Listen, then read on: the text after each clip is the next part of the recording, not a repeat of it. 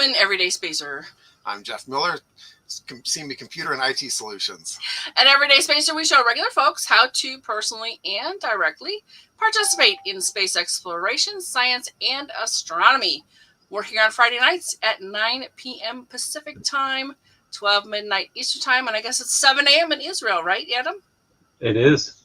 All right, we're broadcasting live from Thousand Oaks, California, and Adam's with us. He's in Israel. Thank you so much for being here. You go ahead and take over. Oh, we got comments. We'll listen to comments. So, hey, Cliff, welcome. Yeah. And hi, Dawn. Hey, Dawn, welcome. Glad you're here. And they're talking to each other now. Okay. Yeah, Hey, they don't know. Hey, Steve. Oh, Steve? Or no, Scott. Scott. That's Scott. Sorry, Scott. I was gonna say. Okay, so you got this. And Janie. Oh, hey, Janie. Janie. Welcome. We're so glad you're here. Okay, so a little bit of cybersecurity news. Not much going on. Yeah, if you could show screen. Oh, yeah, sorry. There you go. Yeah, just FBI has a thing out.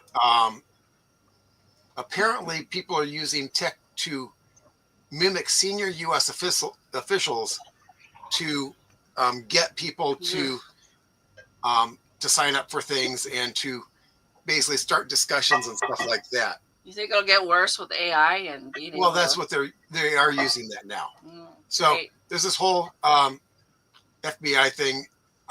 It doesn't affect most of the people here, but if you're in a position to be contacted by U.S. officials, you might want to be careful about it. Another one, this is one of my sources. This is Sentinel-1. They're a really good cybersecurity company, and they produce a weekly, the good, bad, and the ugly each week. And this will just give you a pulse on the road. It's usually not something actionable. It's, but if you want to see what's going on, Okay. like this week, the good, they dismantled a global fraud ring and crypto laundering network. That sounds good. So that's good. And the bad, North Korean hackers drive a record 2 billion of crypto theft. Stealing cryptocurrency. It's supposed to be secure, though. Yeah, it's not. Okay. The ugly, threat actors upscaling abilities with widespread adoption of LLMs, which is AI. So, so every week they give a good, bad, and an ugly of what's been going on that week. Okay. And I'll put those two in the. Oh, good. You're gonna grab the links and. Yeah. Awesome. Yeah. Okay. The FBI notices are always good to look at because they'll tell you, some things are general like this, but some of them are very, very specific. And I think they're targeting a lot of companies now. Of course, companies have more money than regular folks do, so right. Kind of makes sense. And if they get info from a company, they can get info on the company's customers too. Yes, that's true. Yeah, I know there's been things about Target and other companies over the years. Yeah. And it always seems to be like, well, we'll do cybersecurity when it's too late. Well, they figure out that's when you're supposed to do it. Here's the trouble. It's always a game of us versus them. And there's more of them than there are of us. Them being the bad guys, the scammers, scammers, everyone in there. Okay. And so it's just a game of whack-a-mole. Okay. You make things harder to breach, and they figure it out. They figure out a way around it eventually. Peoples do. Yep. Okay, you want to do that? Got a Zoom? Oh yeah, I've got a Zoom Q&A, cybersecurity Q&A on January 7th at noon Pacific time. So if you want to come on and get a little bit of news, more than I give on this show, about how to spot stuff, how to avoid it, and what to do if you did get bit, what are the first things that you should do? And you stick around pretty much till people run out of questions, and it's usually about an hour. Yeah. So, yeah. Yeah. This is just the teaser. Yeah. In fact, you want to tell them what you're going to do next time? Yeah, basically. He's actually got a topic? Yeah, I'm going to focus on what you can do about it, because I've had a topic each time. It's been different types of things that you can see and and I just how didn't to know what the spot them. topic was. This Okay. one is what you can do about it. Got it. All right. And so this is going to be a relatively short show, really casual. Adam's here, Adam Redwine, and he's not actually an official guest. He'll be an official guest later. He's just popped on to say hi, and just hope you guys all had a Merry Christmas or a good Happy Hanukkah, and we'll be back in 8.3 seconds. Oh, let's go there then. Yes. Okay. 8.3.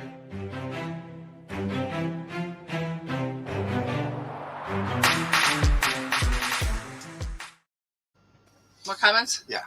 There's a link to that book in the description. If you want a signed copy of the book, write Pam at everydayspacer.com for details. Awesome. And let me show some comments. All right. Dan says it's Earth O'Clock. Okay. Hey, Dan. Glad you're here. Yeah. Dan says all those crypto thefts are from hot wallets. Hot wallets. Not offline ones. Yes. I haven't heard hot wallets before. So they're stored. Oh. They're stored usually online. You said not offline ones. Yeah. Oh, I see. Yeah. Okay. Offline wallets are stored on your computer or on a thumb drive or something like that. Basically, because you can't access it unless it's in there. Bad thing about them is that if you lose it, you're screwed. Yeah. There is that one guy that lost $900 million worth of Bitcoin because he threw out his computer.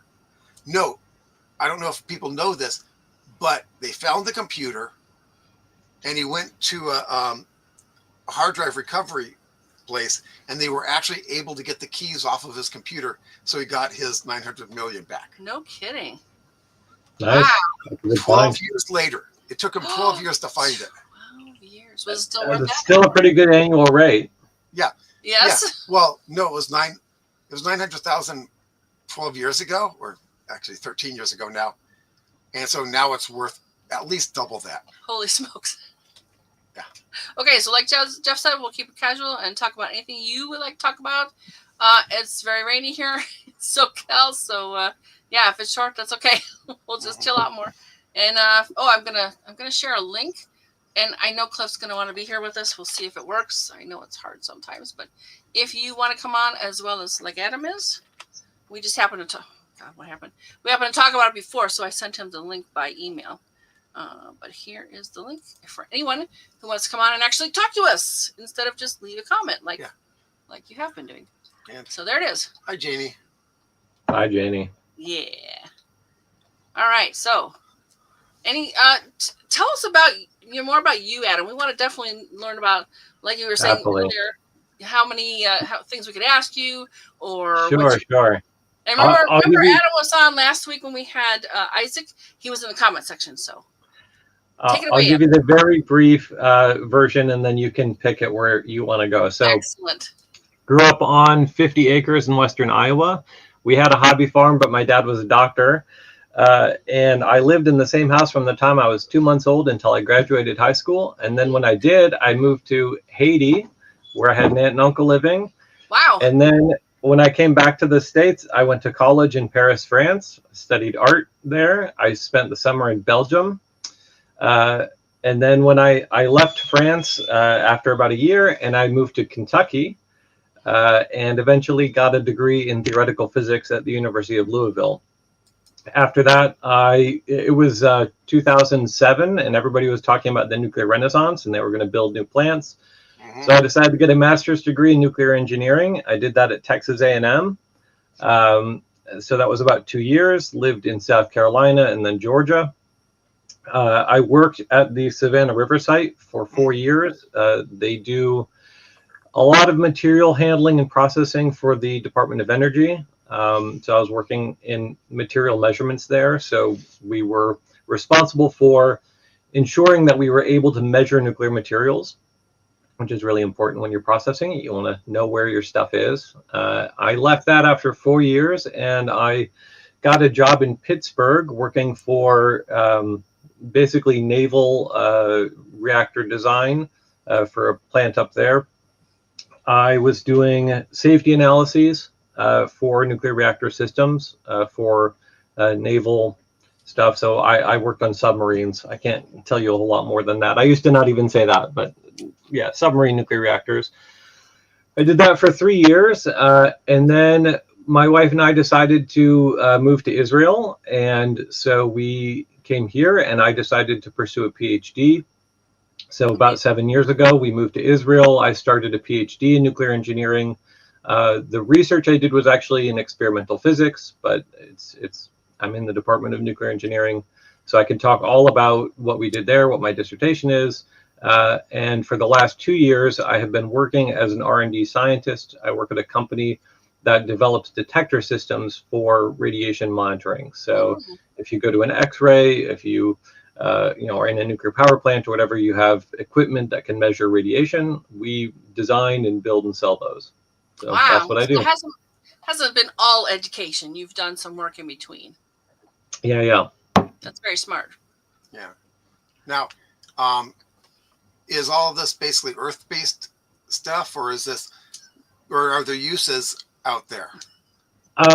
Good question. So, yes, fundamentally, this is Earth-based. I applied for a job with a NASA grant, but didn't work out. But I mean, technically, the science I did my PhD is on neutrinos, and the neutrinos are primarily solar. So that's certainly space oriented. We, however, want to shield the neutrinos, so our experiment was deep under a mountain, so it can get as far away from space as possible. Yep, got it. Okay. Yeah. But yeah, I love space. I have a pilot's license. I don't fly very often now. It's very expensive. I went to space camp several times as a kid. I've always loved it. So I was the kid who wanted to be an astronaut when I was a kid. And, I'm in science, but yeah, unfortunately not too much space. Very impressive. And it's kind of an interesting mix. I mean, art and science and engineering, and that's not something everybody pursues. It's an interesting constellation of things. So did you do anything with the art? I didn't. I enjoyed it a great deal. I did an internship in Giverny in France, which is where Monet had his gardens. Oh, cool. Yeah, that was a lot of fun. I still enjoy art very much. Basically, after studying art for a while, I decided that I would have a lot easier time in life making money so I could buy art rather than trying to make money off of art. That makes sense. Yeah, that was the logic. I think that's probably correct. Yeah. But so I've had a lot of artist friends. When I go to a community, I try to find the artsy people. Oh, that's awesome. I like artsy people a lot.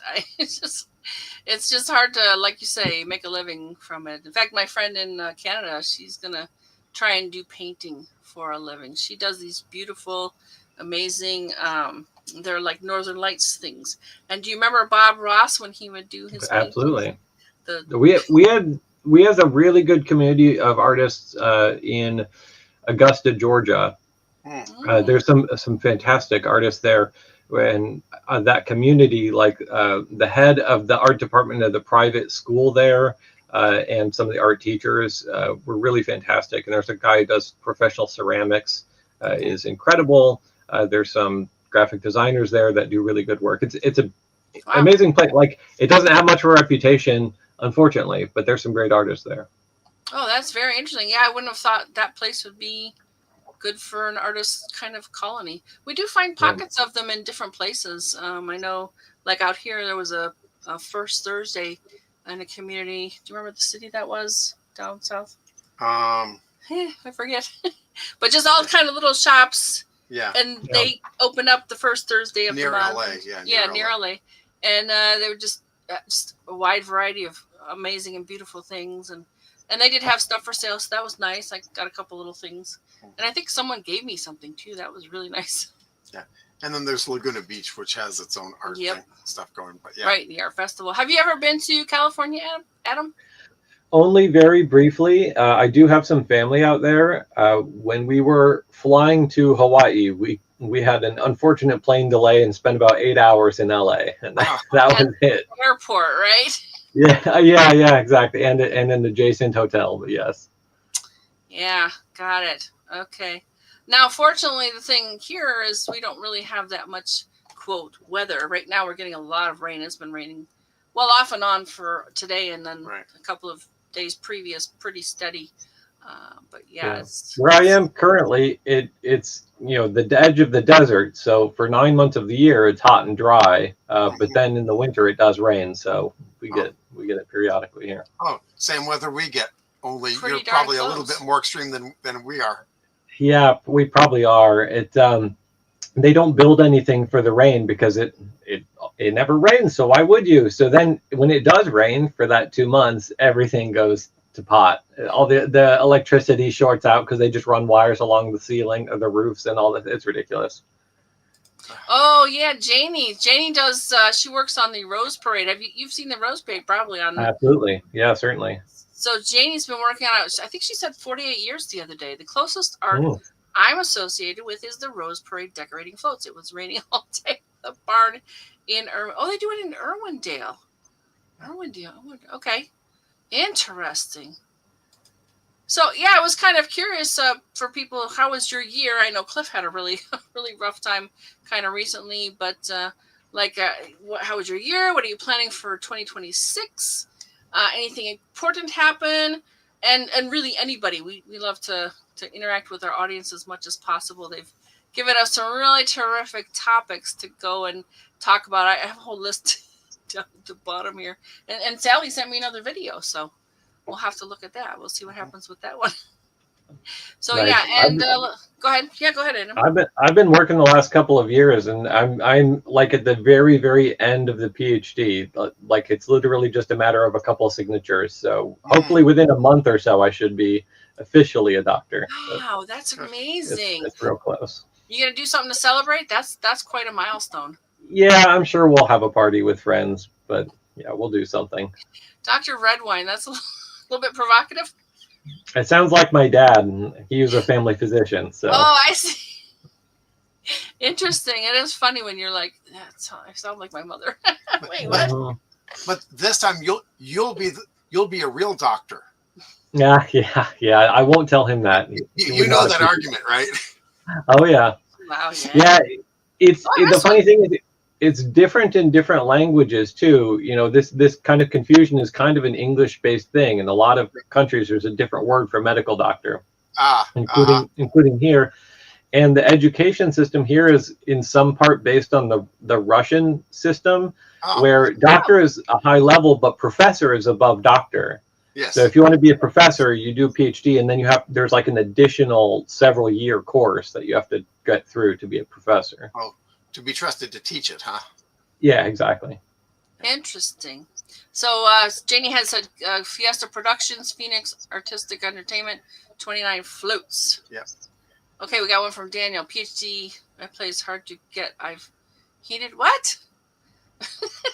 All right. Roger. Oh, hey, Roger. Welcome. I'm a doctor of physics, but your pulse feels very good. Oh, heard. He's okay. That's the word we missed. PhD, I plays hard to get. I've heard. Okay. Yeah, Daniel is he's kind of out there. I'm very often wondering what you're talking about, Daniel. So what does that mean? Is that a quote? Maybe it's a quote. I don't know. So yeah, we have a pretty good crowd that comes and talks to us, and like Roger, for example, super smart. So yay, and he's written some books. Yep. Very enjoyable that. I've been able to talk to Roger quite a lot, and he's been on the show. We got to have him back sometime. Come on, Roger, you got to come back sometime. Because he's got a part two. He's got to finish the, what did you call it? The Silk Road in Space. That was pretty good. And we've had like 50 guests now. Mm-hmm. Something like that. So that's what, that average is like 10 a year. Isn't that interesting? But we do talk about a lot of other things too. We do some profiles of people. And Adam, if you have anybody you want to know about, that's one of the things we'll do. We'll do some research on somebody. We actually got a request the first time. I think Scott asked about what's his name? He's foreigner. Astronaut. He was an astronaut. Oh yeah. Do you remember that name, Scott? Do you remember that name? Tell me that name. He was one of our very first profiles. It'd be really cool is to have a profile and then. Well, we did that. Isaac was our first one. We did a profile of Isaac, and then he was a guest. But we've done a profile of like Elon Musk, That'd be fun to have him as a guest too. If he has time for it. Yeah, I can imagine he would say yes. I mean, he's pretty much open to anything. He's talked to Ellie in space. There's someone else, Adam. We have heard about.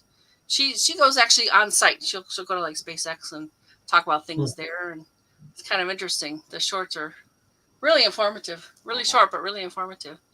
And there's a couple people do like, there'll be one person, one of the characters, and there'll be another character, and then they'll kind of argue. There's the one, she does the grammar, the grammarian. That's really fun. Okay, what does Janie have? Art in space. Any astronauts paint? Yes. Sculpt, clay artists. I know at least one who paints. Yeah. Yeah. Do you remember the name? I don't. It's in my mind. Yeah. I'll think of it, Janie. But, actually, we could do a profile on him. Yeah. I think he might be gone. I don't. Yeah, he is. He's gone. Okay. He was one of the 3 astronauts. He was the Collins. He was the one who stayed in the. No, Mike Collins is not who I'm thinking about. Oh, it's not. Okay. No. But in any case, I don't think they'll allow anyone who paints in the style of Pollock, though. What do you mean?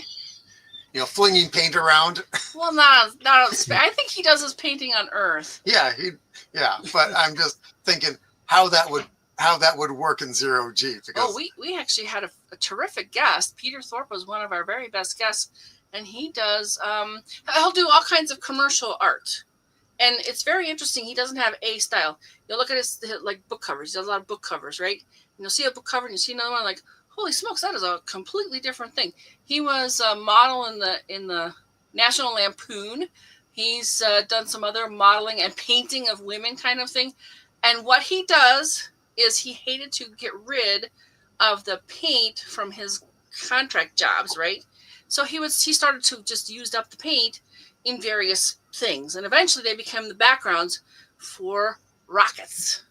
He does these beautiful, amazing kind of abstracty looking rockets in an older style. So not like a fancy new rocket. Actually, they kind of look like the rockets Elon Musk builds because he does old rockets, old style rockets. But man, those are just beautiful. Oh, Roger has a question for you, Adam. What do you think about SMR's solid fuel versus molten salt? Better accelerators for waste destruction or starting thorium reactors? I understood most of that. Yeah, it's a bunch of things all at once there. Okay, so small modular reactors, I'm all for. I think they're great. I think the industry is moving in that direction. There were a bunch of companies, I think mostly based up in Washington, that are pursuing that direction. And honestly, how successful they'll be, I think will partly depend on the direction of the Chinese nuclear industry.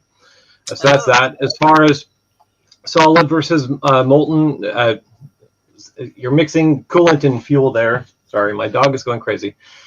The molten salt reactors have a place, but for most like power production, it doesn't make a whole lot of sense. I think water cooled still is the way to go. The industry early on, sort of the late 20th century, split between boiling water and pressurized water reactors, and more or less settled on pressurized water reactors. And the reason for that is because you isolate the primary system, so you reduce radiation concern.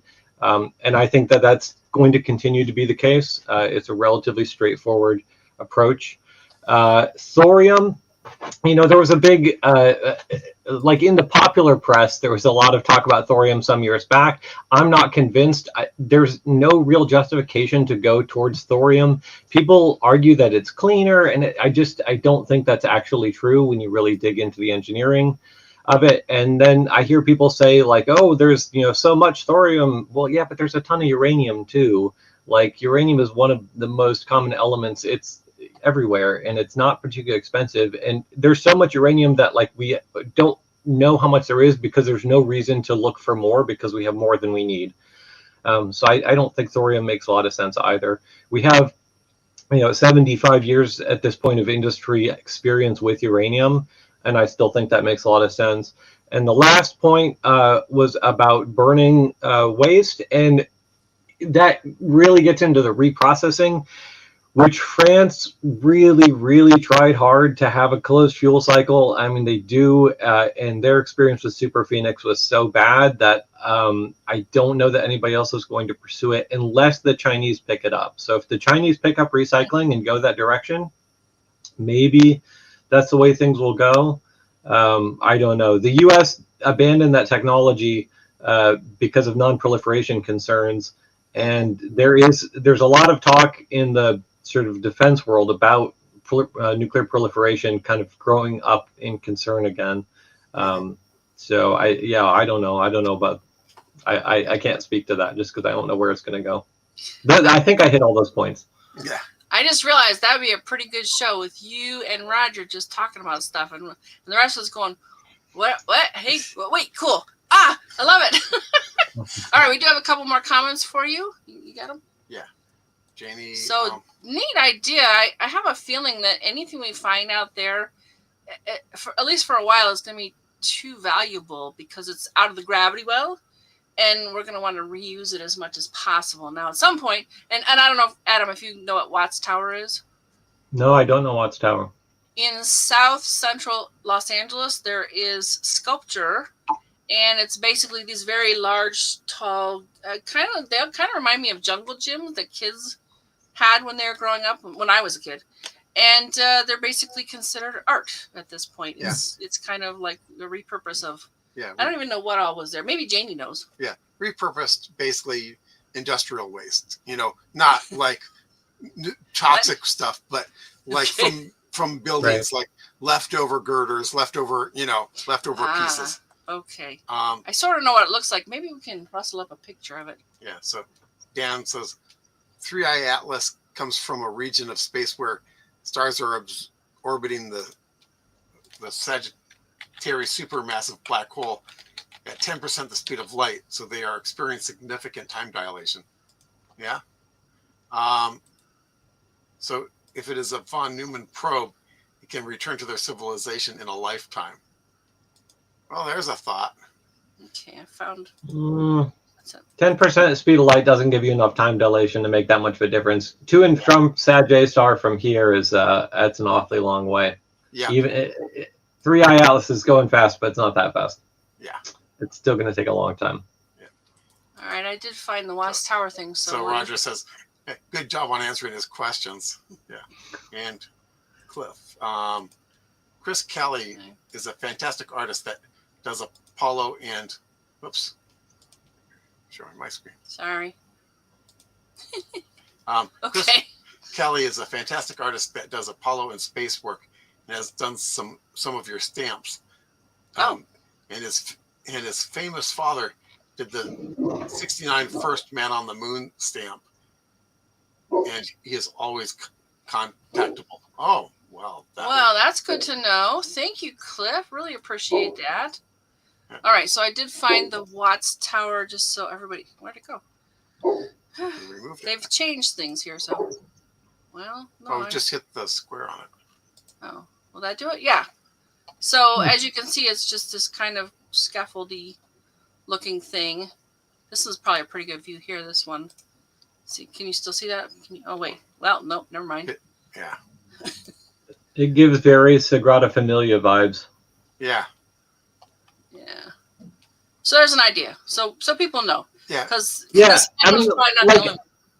I think eventually we'll get to the point where there's a lot of reuse in space stuff. I think at the moment it doesn't make a lot of sense. Like there was this plan I forget which company it was, but there was a plan for a private company to purchase the space station, like the ISS, and then turn it into or add modules and stuff. Okay, yeah. And I'm pretty sure that fell through, I think. Yep. They're not going through with that anymore. So if something is functional as the space station is going to be deorbited, like surely then it's a stretch at this point. Well, at this point, they consider the space station to be a major health hazard. Right. Because there's a lot of stuff growing in it. But it's still resources. It kind of kills me that we're just going to throw it away eventually. Anyway, did you do this one? Not close. Yeah. I guess Chris Kelly is also a good drinking buddy. Well, good to know. Where's Chris based, Cliff? So we got all the comments. Yeah. Even this one, the three eye atlas. Yeah. Those two are together from Dan. I didn't get to read it though. Yeah. So. Okay. Yeah, I guess three eye atlas is kind of done now. It's on its way out. Yeah. It's still somewhere. Yeah. Yeah. Well, I mean, things can break up near the. They can, but it didn't. If it didn't break up at perihelion, it's probably not going to. Right. Yeah. Right. Yeah. Oh, Florida. I mean, it's not inconceivable because like part of it, they think there's a lot of outgassing from inside. We don't know what the internal structure is like, so I mean, I guess you never know, but probably not. Yeah, if it had a big enough internal pocket, it could have gotten hot enough to break up. Yeah. But you do this one? Not yet. So Roger says Russia has threatened to take their modules from ISS, International Space Station, and go home.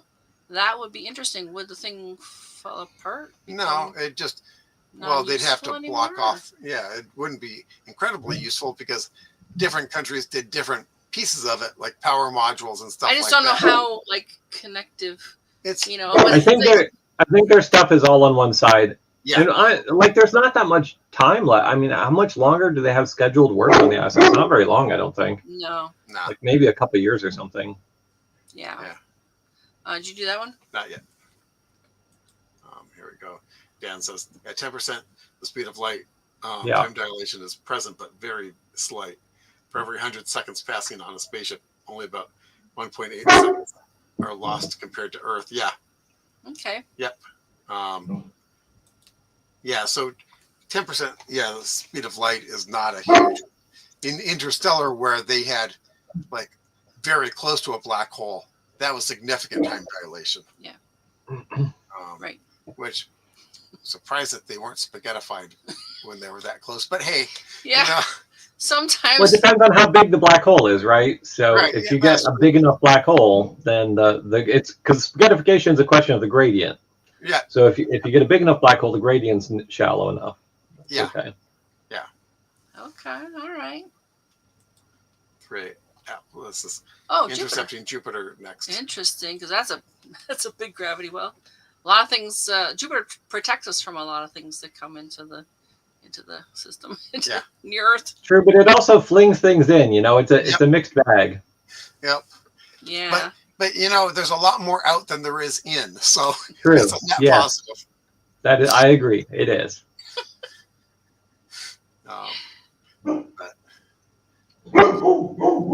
So my dog is. That's okay. Everybody's waking up over there. The dog's finally waking up, right? Yeah, he that's exactly right. I apologize. There's people walking. Let me close my door and wait. Yeah,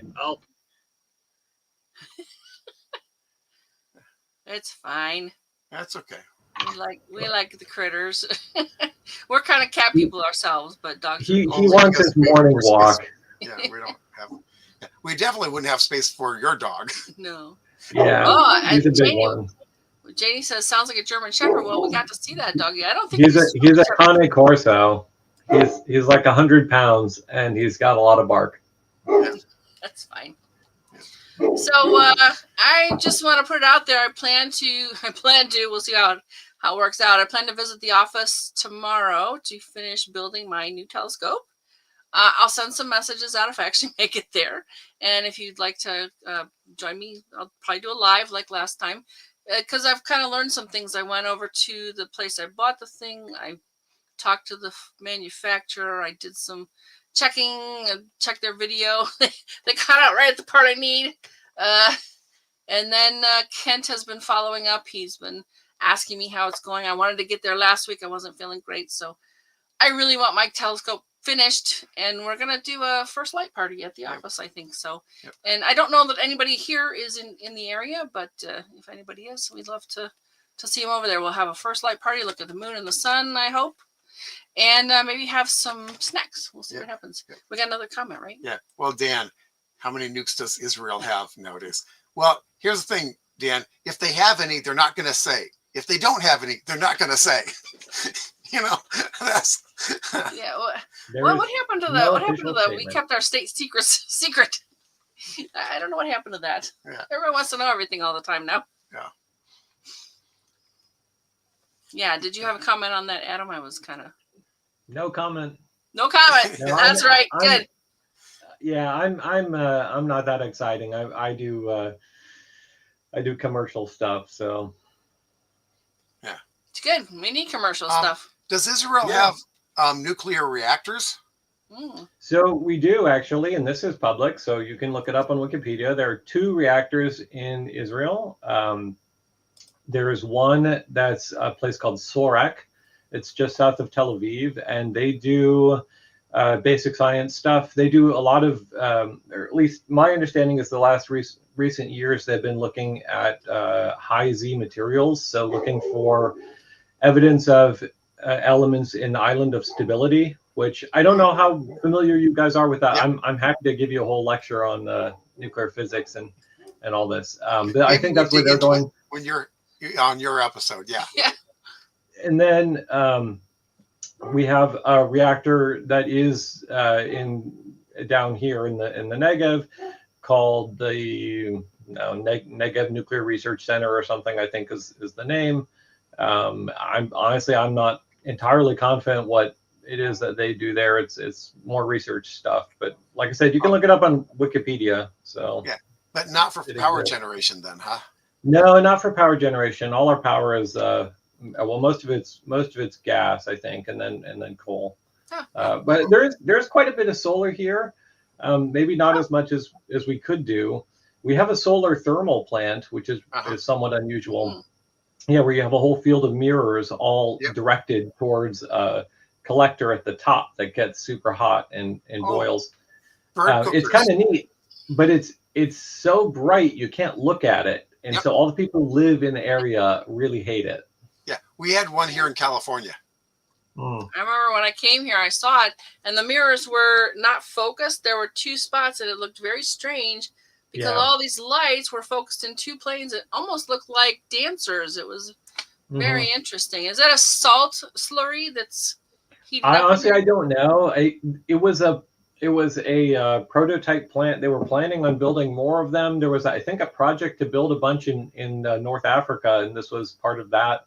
But like I said, a lot of people hate it, and it wasn't nearly as efficient as they had claimed it would be. So it is connected. It works. It runs. It generates electricity. But I think it's probably going to be. I think the salt has to be either replaced or it gums things up or something. I forget. I just know that the California one had enough environmental issues that they decommissioned it. Yeah. So we got some more comments. I don't know what Demona is. Well, Cliff says that's when the flood starts. Oh, that's right. Oh, that's right. Yeah. You bought a telescope. You're putting together. Oh, right. I bought. Yes. The joke is every time Cliff buys a piece of telescopic equipment, it rains over. And he has a lot, so it's always raining there. And I don't know what Demona is. Maybe it's a city. Demona. Yeah, I know what you're talking about. That's the nuclear center here is out in that direction. Okay. Got it. Yeah. If you who's AC 1420? Who are you? Tell us who you are. Yeah. Welcome. Yep. Because I think it's a new person. Yeah. It's a new person. Good. If you think the 3-eye Atlas phenomena has ruffled the feathers of the conspiracists, then just wait for 2029 and the Apophis fly by. Yep. Okay. It's coming back. Oh, what's the next thing? I don't know what that means. Yeah, but Apophis isn't interstellar, right? So. Right. No, it's not. Okay. Yeah. Oh, plutonium production. I see. And Jupiter interceptions also break up comets. And I'm not going to try. Yeah. However, with the slingshot around the sun also cause possible breakup, unless it's a built probe. Oh yeah. I mean, definitely the sun could cause breakup. There's a lot of gravity there. A lot of gravity, and the heating again could heat up pockets that could. Yep. Turn it from a solid shot to a shotgun blast. How many times in the last few years it's like, oh, we got a comet, it's gonna be great, and then it gets toward the sun and it just breaks apart and we can't see shit. Yeah. Oh well. Yeah. So it's practically getting to be a cliche these days. Yeah. All right, so I'm going to go ahead with this part. Everyday Spacer is sponsored by CME Computer and IT Solutions. We will stick around for your comments still, and Adam, you can stay or go, whichever you prefer. Oh, we got another comment from AC 1420. Yep. The weather sucks for optical astronomy. I see. For you, then amateur Good radio call. astronomy is just for you. Yes, because it doesn't matter, right? Well, except that water's really good at absorbing microwaves. That's true.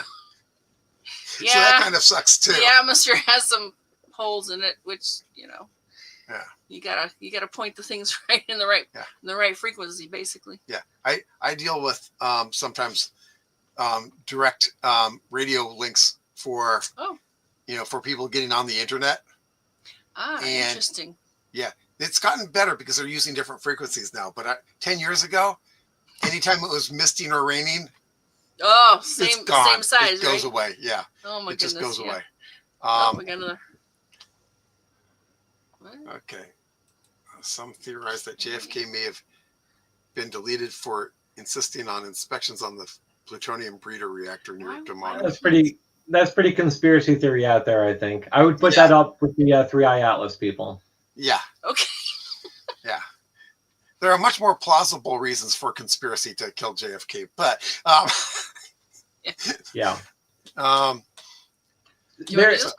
It is kind of astonishing to me how much power people ascribe to Israel and the Jews. Like, we're a tiny country, man. Trust me, if we had that much power, we'd use it, and we'd use it in ways that are way different than what you see in reality. Like, there's a lot of stuff that we would do differently if we were really in control.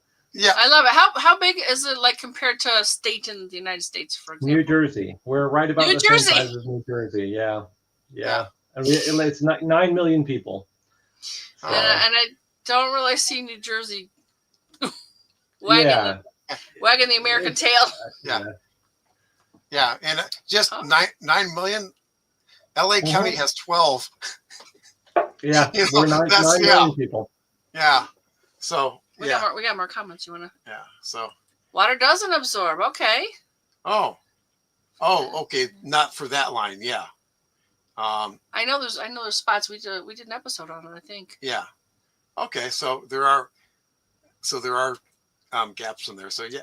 There you go. And that's why the James Webb Space Telescope was built to fly out and get away from the atmosphere. So Cliff, we have something new for you to buy so that some other weather can mess with that. Roger says 3 solar towers of Ivanpah may be abandoned because photovoltaic has dropped in price. And all the mechanical maintenance for salt thermal dam storage. Oh, interesting. Yeah. Okay. Yeah, and there's a monument to James Jesus Angleton, the CIA head of counterintelligence in Israel. Oh, yeah. Cool. Israel has been really good friends for us in combating cybercrime. Oh, I believe it. We have a very strong tech sector. It is our biggest industry in this country. Yeah. In fact, NVIDIA has some production here, and they just made a big investment. We're very, very strong in tech. Yeah. Well, that's great. Really appreciate a strong Israel. Okay, so let's see. 1.42 gigahertz, not megahertz. Okay. Yeah. And oh lordy, Cliff. Yeah, flat earthers still don't believe there is an Australia. You ever meet one, Adam? I met one. And I've had, so believe it or not, I was a moderator on a flat earth forum for a while. No way. I think it's fascinating. I may have had long conversations with them, never in person. But it is, I am very interested in understanding how people can believe things that to me just are patently ridiculous. Things that are so obviously untrue. It's really, really fascinating. I mean, the Greeks figured this out, and probably peoples before that. We're just like, what? Wait. I mean, it literally takes, half of a high school education in math. Like if you can do just a little bit of trigonometry, a little bit of geometry, that's enough. Like that literally, that's all you need to prove to yourself that it's not flat. Or one good picture. Cliff has posted something on Facebook, and you see these towers, and they're all clearly the same size. And as they go away, they go over a curve, and they get smaller and smaller. That's perspective, so they say. Yeah. Here's the thing that could clue anyone on. Get on an airliner and look out the window. You have a circular view of everything that you can see. Yeah. Fly for 2 hours, and that circular view doesn't have the stuff that you could see before. You know? Right. Yeah. Yeah. There you go. You got another comment. Oh, yeah, Dan. Dan. Yeah. Yay. Well, yeah. A Thank you. lot of us Appreciate are. it. Yeah. I mean, Me too. yeah. Well, there you go. Yeah. Yeah, Well, you're thinking you're there indefinitely. I guess you've got the job and the PhD, and so Yeah, in fact, we're buying a house. The house I'm in right now, we've been renting for the last 3 years, and we signed the contract last week. So yeah, I've been here Right for on. 7 years. Finished a PhD. I have a job for 2 years now, and I don't think they're going to fire me. And I'm buying a house, so it's a pretty good likelihood we'll be here for a while, I guess. that's great. And just out of curiosity, what are the prices compared to like places in the United States? I mean, out here in Very California, expensive. it's ridiculous. I'm sure it is. It's also very expensive. So, if I recall, 3 years ago, Tel Aviv was the #1 most expensive city in the world, according to The Economist. And Tel Aviv is outrageously expensive. I live in a small city with, I think we have like maybe 100,000 people or less. It's a tiny town. It's far away from anything. We're at the end of the rail line. We're buying this house. It's basically a 2-bedroom, 1-bathroom house. So tiny, maybe 700 square feet, $300,000. Oh, And that's a good price. Like it's a 70-year-old house. Yeah. Like that's a good price. In Tel Aviv, millions and millions. oh, It's interesting. It's insanely expensive.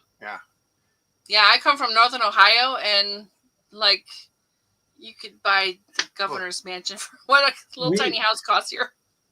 When we were in Pittsburgh, we bought a house for $38,000. Yep. I It believe was that. bigger than this, bigger and newer than this house. Yeah. A tenth the price. Oh, Insane. amazing. Yeah. We got some more. Comments. Oh, yeah. Yeah. Roger says it's easier to flim-flam people than to convince them that they've been fooled. True. Roughly a Mark Right. Twain. Yeah, Mark Twain. Yeah. Yeah, I usually come up with yes, but is it cake? Because that disrupts people. There's a show called Is It Cake? And notoriously, the judges cannot tell that the thing that the people have made is cake versus the real object. And it's like, okay, I've been deceived. It's easy to deceive me. The question is, have I been? Mm-hmm. So that's why I try and ask them, but it's a cake. Scott said, I'm so sorry, Scott. A friend? Wow. The person I met was not a friend, just someone I met. And that was just like fascinating. Fascinating. It's like, so what do you think it's shaped like? Couldn't say. Couldn't tell me. Yeah. Sorry, Scott. I mean, the state of science education is unfortunately rather poor. There's a guy I wait for my commute to work with who I told him I was into space stuff, just chatting in the morning. And when I said, I really like space, whatever, his response was, I heard there was an alien civilization on the back of the moon that they found. And I knew you were going to say aliens. Yeah, I mean, he's a run-of-the-mill blue-collar guy, whatever. Like, he doesn't have any reason to have a science education, but just like, I don't know, man. It's rough. It's rough. There's a couple of fun movies. I think one's the original and one's a sequel about, what were they, German Nazis? Yeah. Nazis had a base on the dark side of the moon. It's hilarious. Sure, why not? Why not? Yeah. Oh, it was hilarious. I bet. A black American astronaut ended up there, and they fixed him by making him white. That sounds like it would be a great pick for MST3K. Yeah. If they were still around, it would have been. I think they are. I think they do new ones now. Oh, do they? Okay. I'm pretty sure they came back. The internet is bringing a lot of stuff back because they realize they can get enough audience. It used to be you had to have enough audience to justify the distribution on a cable network, but now you can set up a YouTube channel or whatever. Yep. And like it's great because you can now have access to a lot of old movies, like archival footage and stuff from the 40s and 50s. That there used to be like a cable channel or a satellite channel that would run that kind of stuff. But the companies that own the rights to them realize they're not making any money just sitting in the vault, but they can throw all this stuff on YouTube. It doesn't cost them anything, and even if they get a couple bucks out of it a year, like it's better than zero. Mm-hmm. Yeah. Did we do that last comment? No. No comment on 3i. What's fried Maven? Yeah. Having fried Maven? Maybe is that a spaceship? No, well, they fried. Yeah, I don't know what Maven is, so sorry. It's so interesting because, of course, the audience crowdsources all this information, which I don't necessarily know. So they're a wonderful part of our show. Yep. So you can expect that, Adam, whenever you come on to be our guest. Oh, okay, Roger. Aliens from Antarctica moved to the backside of the moon when the U-boats arrived. I see. You mean from the ice wall around the flat Earth? Yeah. Oh. Yeah. Well, and they also had to fill in that hole that went to the inner Earth. There you go. Exactly. It's a very complicated system. Yeah. I've never really seen that on the moon, though, during one of those eclipse things where you kind of get in between them. Yeah, but the moon is just a projection in a toroidal electrostatic universe, right? I mean, it's all made up anyway. Yeah. All right. It's a simulation. Who knows? And there's little fiddly bits for the Earth going around the sun. Yeah. Or the sun going around the Earth. Excuse me. That's the proper way it went until we proved it otherwise. Anyway. Yeah. So, yeah, fun stuff.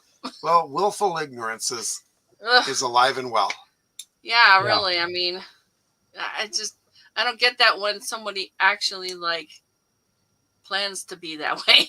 Yeah. Like, wait a minute, I've told you this is different. Somebody else I know has told you, and yet you decide to. Oh, Dawn has it, Maven. Yeah. Maven was a Mars orbiter that recently quit talking to Earth. Oh, I see. Okay, thanks, Dawn. And so, 3i Atlas, close to the sun, was obviously so really close to Mars at that time, right? Well, it did get close to Mars, actually. But what you don't know about the critical Mars atmosphere and That's it, Maven. Maven. Or, okay, yeah.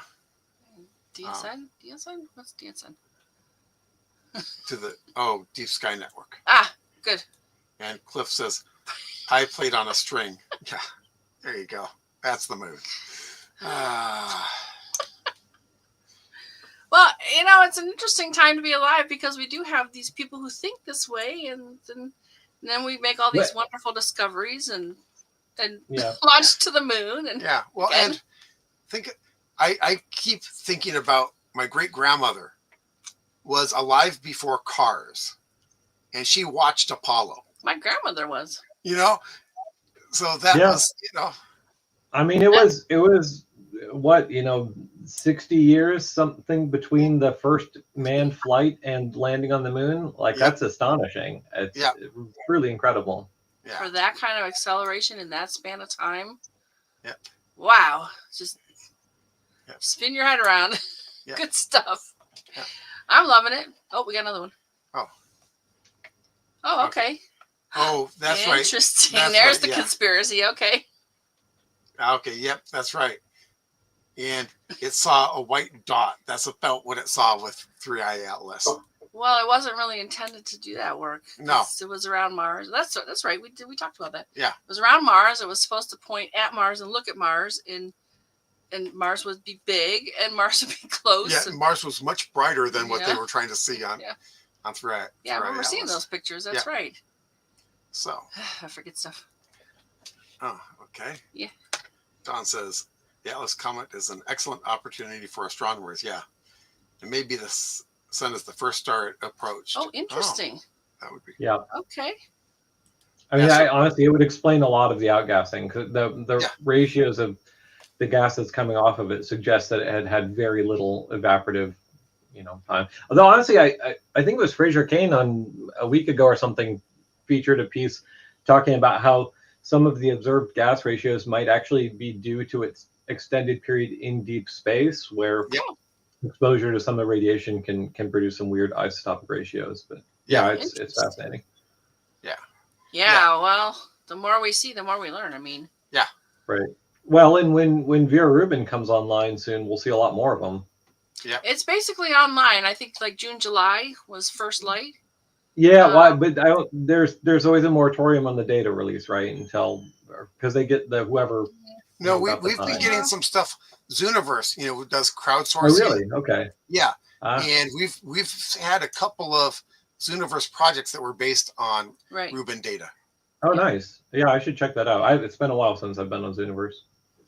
Yeah, we cover some of those projects periodically. So we do like guests and profiles and citizen science projects, and we take requests from the audience. So we'll do shows on, like Cody's Lab came up a couple weeks ago. I think that would be a great episode because Cody's Lab was pretty fun. Mm-hmm. We got a couple more comments. You want to do those?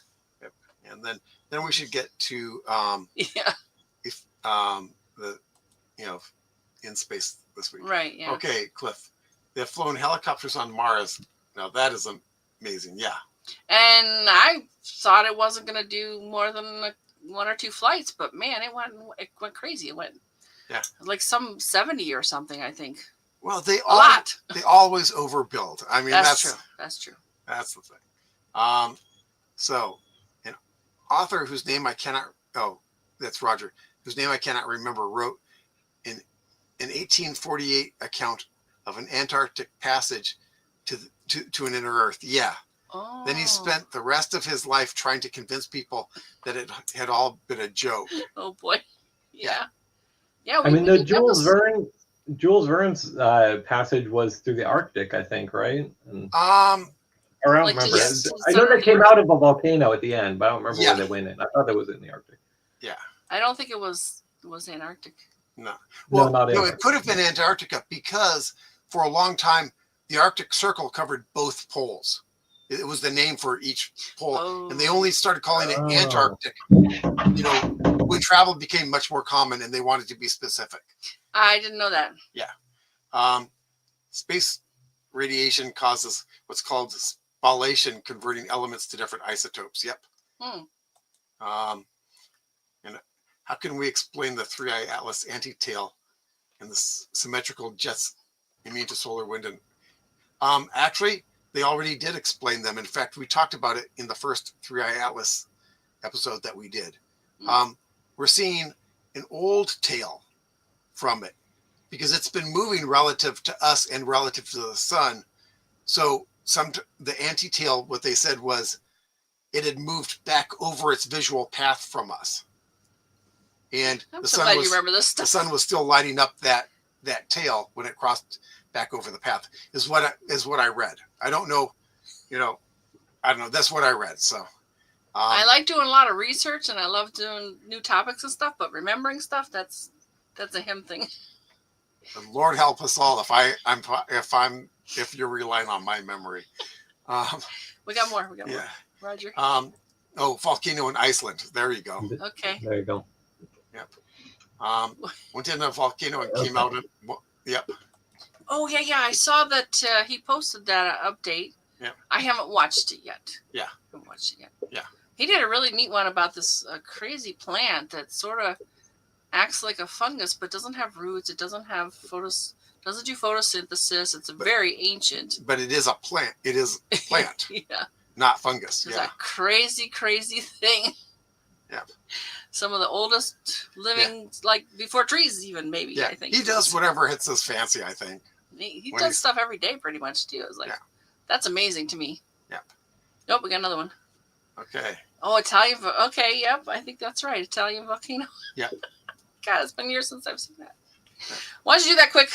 And then we'll. Yeah, I miss Gertie. Gertie. Yes. The goose that they took with them. Yeah. So some stellar events this week, December 26th through January 2nd. December 26th, the moon is on the equator, and Saturn and the moon are in conjunction. Saturn is 4 degrees south of the moon. 4.0. That can be important. Yeah. Right? December 27th is the first quarter moon, and Neptune and the moon are in conjunction. December 31st, Uranus and the moon are in conjunction, and Pleiades is 0.9 degrees south of the moon. That's pretty close. And it's New Year's Eve. January 1st, it's New Year's Day. January 2nd, the moon runs high. Also on January 2nd is our Friday night show. except that it's the 3rd for you and Cliff. We typically do something around this time of the year. Maybe you remember, so we'll do that next week. Find us Fridays at 9 p.m. Pacific time on the Everyday Spacer Facebook page and the Everyday Spacer YouTube channel. And I think I figured out how to get us on the Facebook pages, so yay. What inspires you the most for the coming week?